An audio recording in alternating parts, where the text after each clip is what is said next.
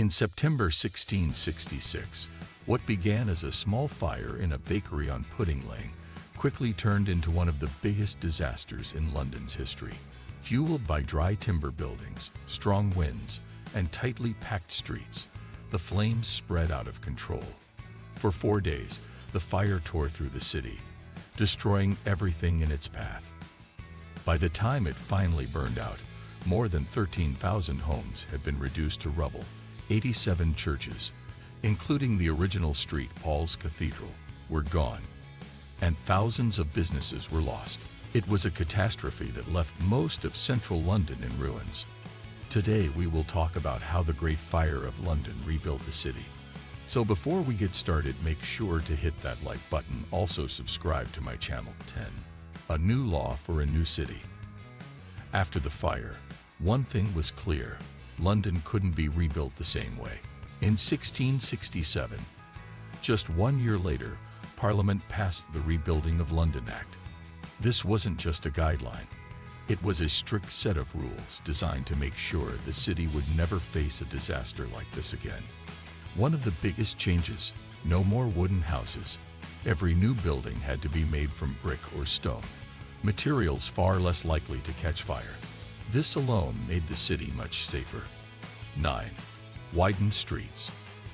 Before the Great Fire, London's streets were like a maze: tight, crowded, and poorly planned. Many of them were so narrow that 2 carts couldn't pass side by side. Homes and shops were packed in close, and the overhanging upper floors made things even worse, blocking sunlight and trapping smoke. After the disaster, city planners saw an opportunity to fix this. One of the biggest improvements in the rebuilding process was widening the streets. By creating more space between buildings, fires would be less likely to jump from one side of the street to the other. It also made it easier for people to evacuate and for carts and carriages to move through the city. 8. Standardized building materials. One of the most important rules in the Rebuilding of London Act was about what buildings could be made from. Before the fire, most homes were built with timber and covered in flammable materials like pitch. It only took a single spark for a fire to catch, and once it did, it spread fast. To stop that from ever happening again, the act made it mandatory for all new buildings to use fire-resistant materials like brick and stone. This wasn't just about safety. It also gave the city a more solid, uniform look. Instead of a patchwork of wooden homes squeezed together, London started to look like a modern city, with strong walls, solid roofs, and cleaner lines. 7.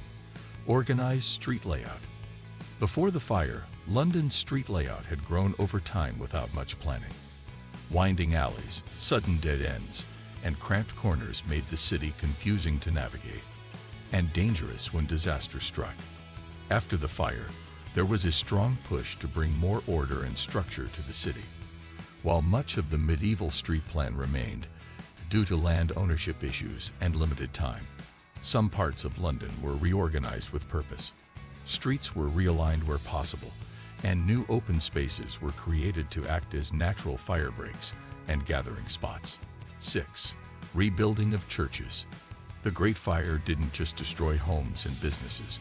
It also wiped out much of London's spiritual heart. Nearly 90 churches were lost, including major landmarks and community gathering places that had stood for centuries. To rebuild them, the city turned to one of the most skilled architects of the time, Sir Christopher Wren.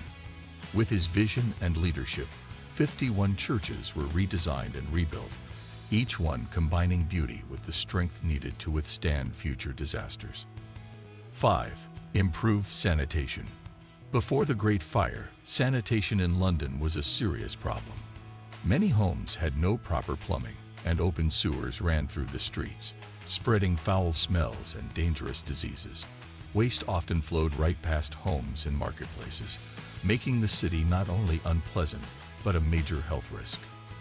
But after the fire cleared out much of the old infrastructure, the city had a rare chance to make big improvements.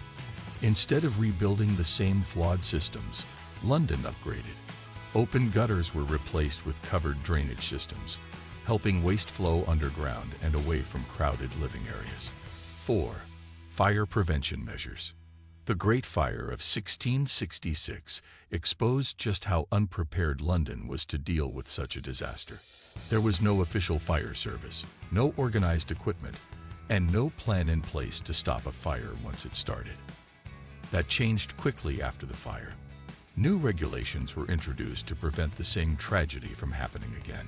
One key measure was the creation of fire breaks, empty spaces between buildings that could stop flames from spreading quickly across tightly packed streets. These fire breaks acted like built-in safety zones. 3. Economic recovery efforts. Rebuilding a city after such massive destruction wasn't just about bricks and blueprints. It also took money. A lot of it. After the Great Fire, thousands of people had lost their homes, businesses were gone, and public buildings had been reduced to ashes. To fund the massive reconstruction effort, the government introduced a tax on coal, one of the most widely used resources at the time. Every ton of coal that entered the city was taxed, and the money collected was directed straight into rebuilding public infrastructure. Things like roads, drainage systems, and key buildings. It was a smart and practical move.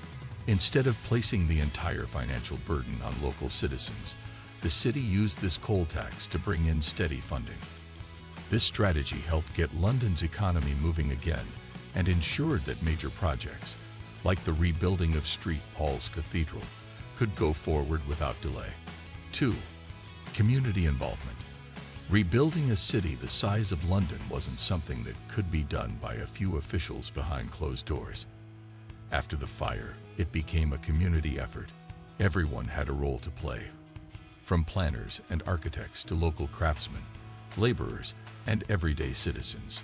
Skilled workers like bricklayers, stonemasons, and carpenters were in high demand, and they worked around the clock to help bring the city back to life. People who had lost everything came together to rebuild not only their homes, but their neighborhoods and livelihoods. This shared effort made the reconstruction process faster and more efficient. Instead of waiting on slow government action, communities stepped in to help shape the future of the city themselves. 1. A resilient spirit. In the end, the most important change wasn't made of brick or stone. It was the change in the people themselves.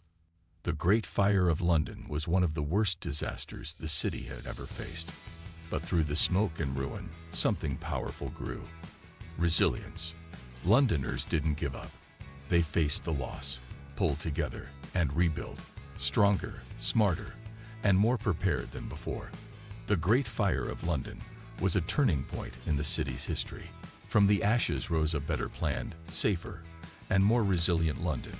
If you found this video informative, please give it a thumbs up, share it with your friends, and subscribe to our channel for more historical insights. What do you think of our video? Let me know in the comments section below. Before you go, please hit the like button and subscribe to my channel. Thanks for watching.